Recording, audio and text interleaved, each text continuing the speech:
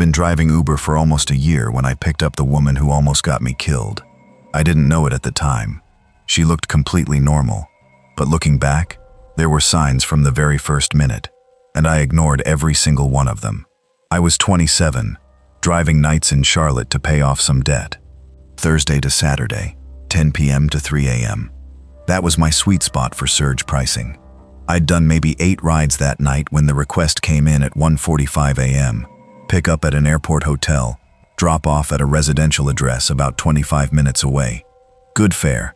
I figured I'd take it and call it a night. She came out of the hotel lobby, pulling a small carry-on. Mid-30s, blazer, hair pulled back. She looked like every business traveler I'd ever driven. She waved, confirmed my name, got in the back. I pulled out of the lot. The first thing that was slightly off, and I mean slightly, was that she didn't have any other bags. No purse, no laptop bag, no personal item, just the carry-on. I've driven hundreds of business travelers, and every single one of them has a purse or a work bag. I noticed it, and then I let my brain talk me out of noticing it. Maybe she'd checked everything. Maybe she left something in her hotel room. It wasn't worth thinking about. We made small talk for a few minutes. She was friendly, asked how long I'd been driving, laughed at my jokes. Then her phone rang. She answered quietly, and her whole voice changed. Before the call, she was warm, chatty, real. On the call, she was flat. 2-word answers. Yes, okay, 15. She wasn't asking anything or reacting to anything. She was just confirming. And when she hung up, she didn't say a word to me. Didn't apologize for the interruption. Didn't pick up the conversation. She just went completely silent in the back seat. I glanced at her in the mirror. She was staring straight ahead, not at her phone, not out the window, straight ahead through my windshield. And her hands were folded in her lap in this weird, still way, like she was posing for a photograph. The route my GPS gave me led us off the main road and into a quieter part of the county. That wasn't unusual for that area, but the street lamps got further apart. The trees got thicker. Soon it was just me, her, and the 2 cones of my headlights on an empty road. Then she said, "Can you pull over here, please?" Just like that. No explanation. Her voice was completely calm. I asked her if she was going to be sick. She said no. I asked if she needed a bathroom. She said no. She just needed me to pull over. Every part of my body was telling me not to stop. But she wasn't being aggressive. She wasn't threatening me. She was a woman asking politely to pull the car over. What was I supposed to do? Refuse? Kick her out onto the side of the road? I told myself I was being paranoid. I pulled onto the gravel. I kept the engine running. That's when I saw the headlights behind us. A vehicle had come around the bend and was pulling up slowly, not passing, not stopping to help. Just pulling up behind me and stopping about 15 feet back, high beams on. I couldn't see anything about it except that it was big, SUV or truck. I turned around to look at her. She wasn't looking at me.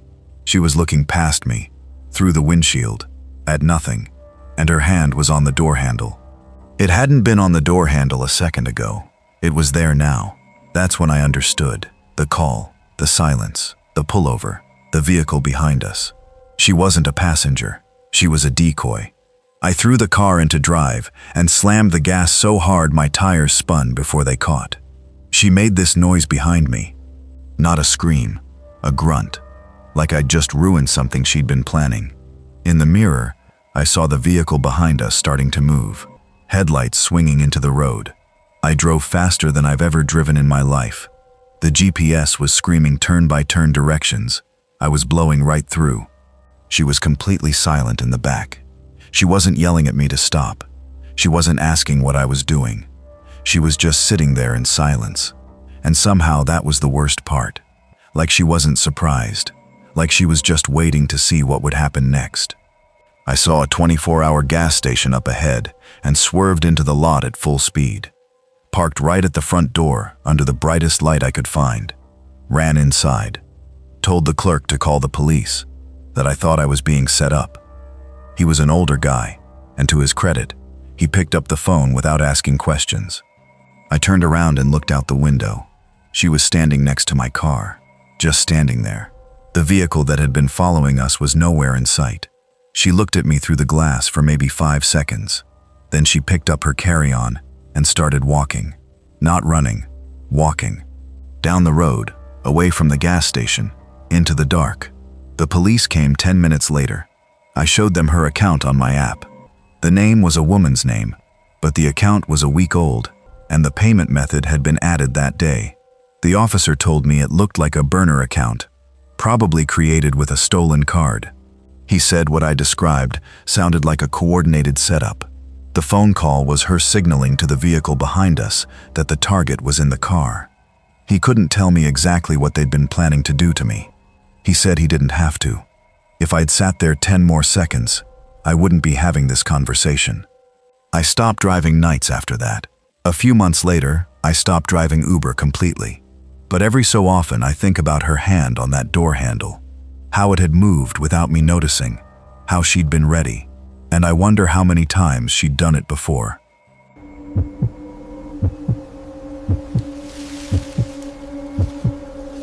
Cancel the ride. That's what the woman said to me. She wasn't in my car. She was standing on the sidewalk about 20 feet away, staring at my back window, and she was pointing. I drove Lyft for extra money on weekends. I was 31, worked a normal office job during the week, and did rides Friday through Sunday to save for a down payment on a house. I'd been doing it for about a year and a half.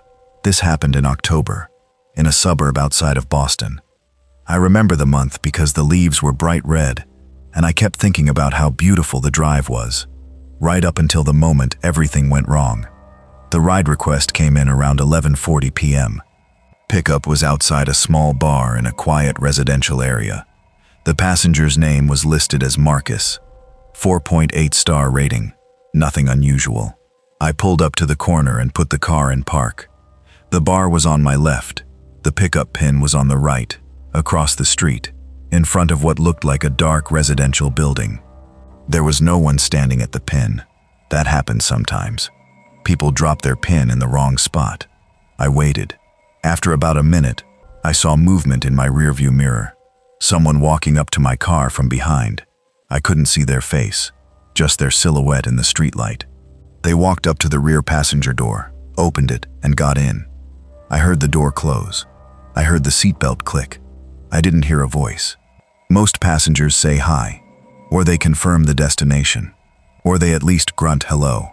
This person said nothing. I looked in the mirror. The back seat was dark, but I could see the outline of a person sitting there. Just a shape, no features I could make out.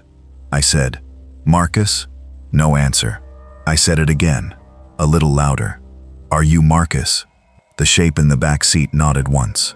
I saw the outline of the head tilt down and come back up, but it didn't say a word. Okay, I've had quiet passengers before. People who are drunk, or tired, or just don't want to talk. I put the car in drive and pulled away from the curb. That's when I saw the woman. She was on the sidewalk. I hadn't noticed her before. She must have come out of the bar. She was standing under a streetlight, maybe 20 feet from where I'd been parked, and she was staring at my car. Specifically, she was staring at the back seat, at the passenger. She started walking toward my car. Not fast, just walking, and she raised her hand and pointed. Her mouth was moving. I couldn't hear her through the closed windows, but I could see her lips forming words. I rolled my window down about 2 inches to hear her. "Cancel the ride," she said. She wasn't shouting. She was saying it clearly and calmly, like she was giving me instructions. "Cancel the ride and drive away. Do not turn around." I froze with my foot on the brake. I looked at her. I looked in the rearview mirror at the passenger. He was completely still, facing forward, not reacting to any of this. The woman was closer now. She stopped about 10 feet from my car. She didn't look scared. She looked serious. She said it again, slower. "Cancel the ride. Do not look at your back seat." Every instinct in my body told me to listen to her, but I had a passenger in my car. What was I supposed to do? Just kick him out? I said to her, "Ma'am, do you know him?" She said, "There's nobody there." I want to explain what happened in my head in the next few seconds. because I've thought about it 1,000 times since. My brain heard her words and immediately rejected them. Of course there was somebody there. I'd heard the door open. I'd heard the seatbelt click. I'd seen the shape in the mirror. I'd seen the head nod when I asked if he was Marcus. There was a person in my back seat. This woman was probably drunk or high or having a mental episode. But my body didn't reject it. My body went cold. Every hair on my arms stood up. My hands started to shake on the steering wheel. My body knew something my brain wasn't ready to know yet. I didn't look in the rearview mirror. I don't know why. Something told me not to. I looked at the woman. She was still standing there, staring past me, at the back seat. Her face was completely serious. She wasn't blinking. She said one more time, "Do not turn around. Cancel the ride. Drive." I did what she said. I picked up my phone with a shaking hand, and I opened the app. I tapped cancel. I selected passenger not present as the reason. I put the phone down. I put the car in drive. I heard something behind me. It was a small sound, not a word, just a breath, slow and long, like a sigh, coming from the back seat. I did not turn around. I pressed the gas pedal and I drove. I made it 2 blocks before I had to pull over. I was shaking so hard I couldn't keep the car straight. I pulled into a Dunkin' parking lot and I sat there with my hands gripping the wheel, staring straight ahead. I couldn't hear anything from the back seat. No breathing, no movement, nothing. I don't know how long I sat there. Maybe 5 minutes, maybe 10. Eventually I made myself do it. I looked in the rearview mirror. The back seat was empty. I turned around slowly and looked directly at the back seat. Nothing. No one. The seatbelt was retracted, hanging neatly against the door, like it had never been used. I got out of the car. I opened the back door. I looked inside. Empty. Nothing on the floor, nothing on the seat, no indent in the cushion.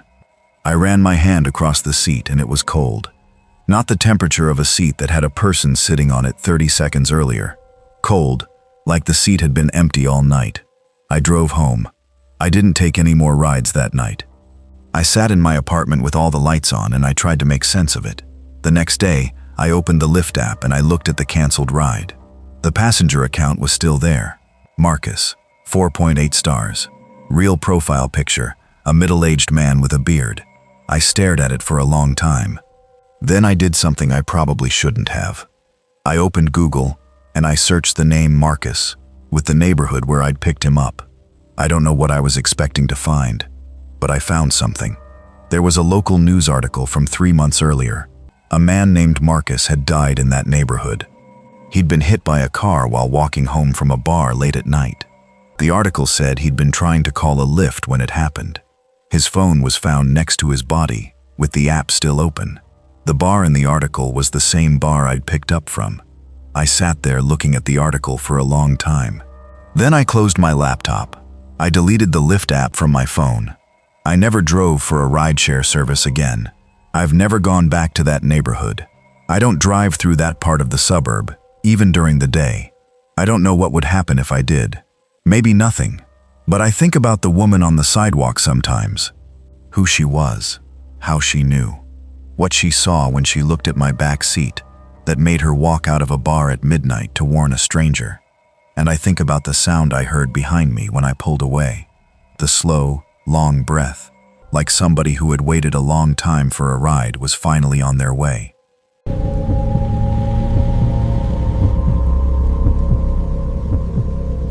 The Uber driver who almost drove me into the middle of nowhere had a 5-star rating and 4,000 completed trips.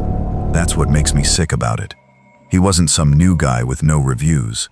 He was a professional, which means he knew exactly what he was doing. Continue straight. I was 24. Mile, it was a Saturday night in September, and I was leaving a friend's birthday party in downtown Nashville. Nothing crazy. A few drinks, some dinner, and a quick stop at a bar. By 1 a.m., I was ready to go home. My apartment was about a 20-minute ride out toward the suburbs.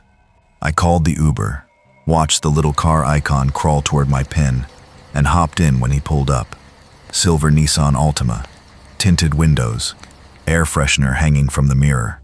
The driver's name was something like Marcus. He looked to be in his late 30s. Calm, friendly. He confirmed my name.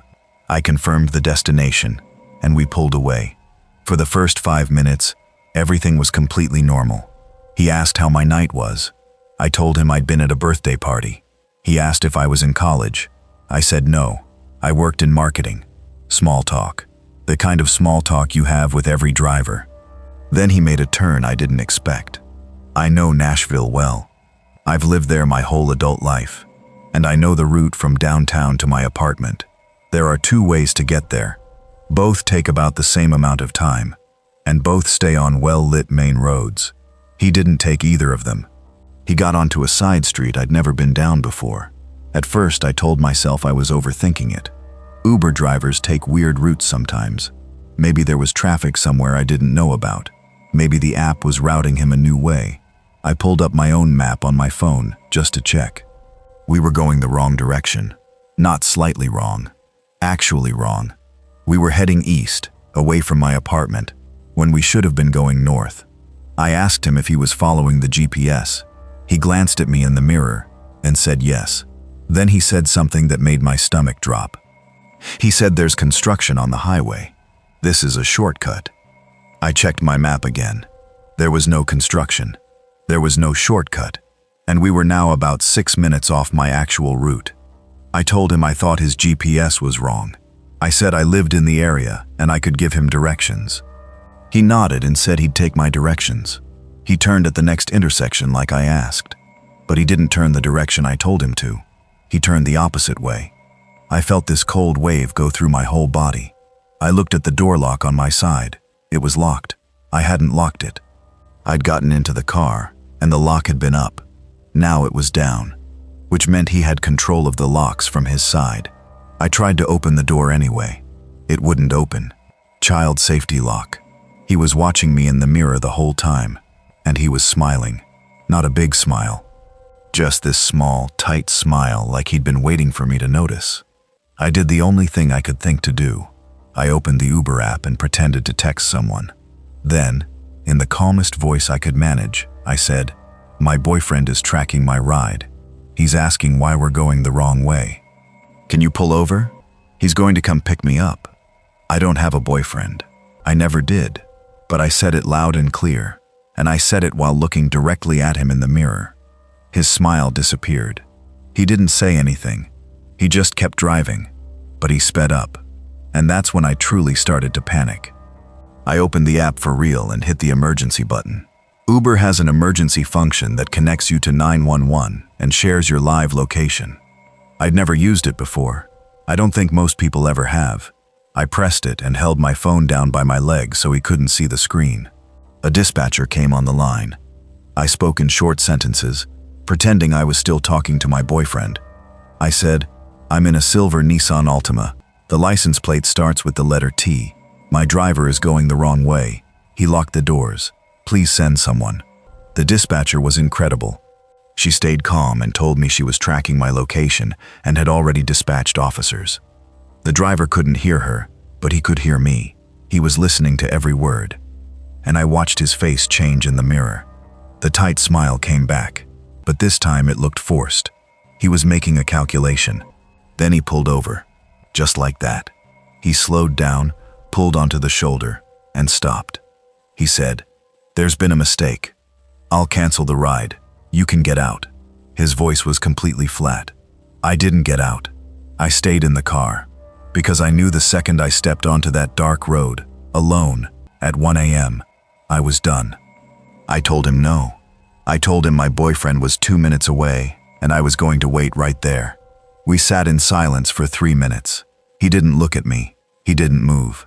He just stared straight ahead at the road. Then I saw the flashing lights coming up behind us. 2 Metro Nashville police cars. They pulled up behind him. He didn't try to run. He put his hands on the steering wheel and waited. They pulled me out of the car first, walked me over to one of the cruisers, and asked me if I was okay. Then they went to talk to him. Here's the part that still keeps me up at night. When they ran his information, he had prior charges. I don't know what for. The officer wouldn't tell me. He just said, "You did the right thing." Do you understand how lucky you are? He said it 3 times. Do you understand how lucky you are? Uber deactivated his account. I got an email a week later thanking me for reporting a safety concern. That was it. No update. No charges I ever heard about. Nothing. The thing that gets me is the smile. The way he smiled when I noticed the locks. Like he'd been waiting. Like this was the part of the ride he enjoyed the most. I don't take Ubers alone anymore. If I have to travel alone, I sit right behind the driver so they can't see me clearly. And I share my ride with 3 different people every single time. Because there's no 5-star rating that's going to convince me some of these drivers aren't sitting behind the wheel, waiting for the right passenger to get in.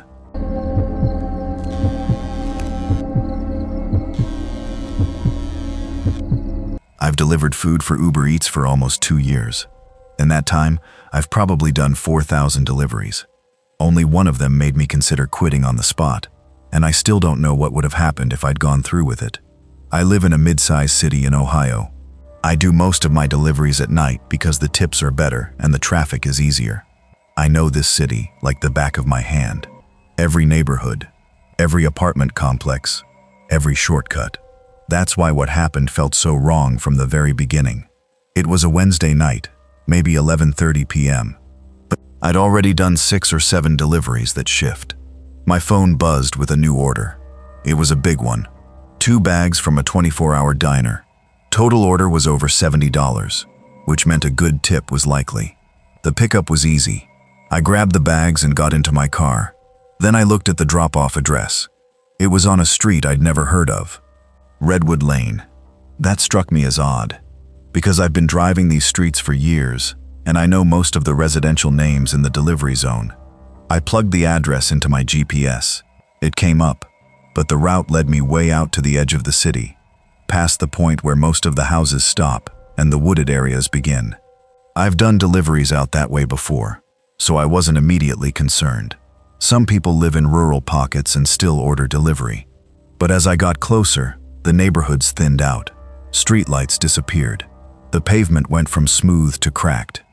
And my GPS took me down a road that looked like it hadn't been driven on in a long time. I almost turned around twice. Something didn't feel right. But I kept thinking about the tip, and I kept telling myself I was being paranoid because it was late and I was tired. The address was at the very end of Redwood Lane. When I finally pulled up, I sat in my car for a full minute, just looking at the house. It was a single-story house, set back from the road, with woods on 3 sides.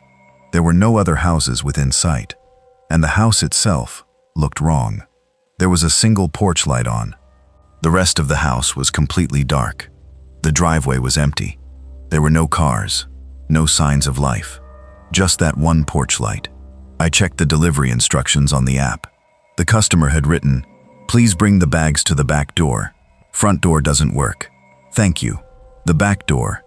Every delivery instinct I've built up over 2 years lit up at once. In 2 years of doing this job, no one has ever asked me to walk around to the back of their house at midnight. Not once. It's just not a thing that happens. If your front door is broken, you meet the driver outside. You don't send them around back into the dark. I sat in my car with the bags on the passenger seat, and I made the decision. I was going to leave the food on the front porch, take a photo, and mark the delivery complete. I didn't care about the tip anymore. I wasn't walking around that house. I got out of my car slowly and grabbed the bags. Kept my keys in my hand with one key sticking out between my knuckles, the way my sister taught me to walk to my car at night. I walked up the driveway and toward the front porch. That's when I noticed something that made my whole body freeze. The porch light was on, but there was no light coming from any of the windows. Not a TV glow, not a lamp, not a phone screen, nothing. The house was completely dark inside, but someone had to have turned that porch light on for me. Someone was in there. I set the bags down on the front porch as quietly as I could. I took the photo, and I turned around to walk back to my car. That's when I heard the door creak open behind me. I didn't turn around. I didn't look back.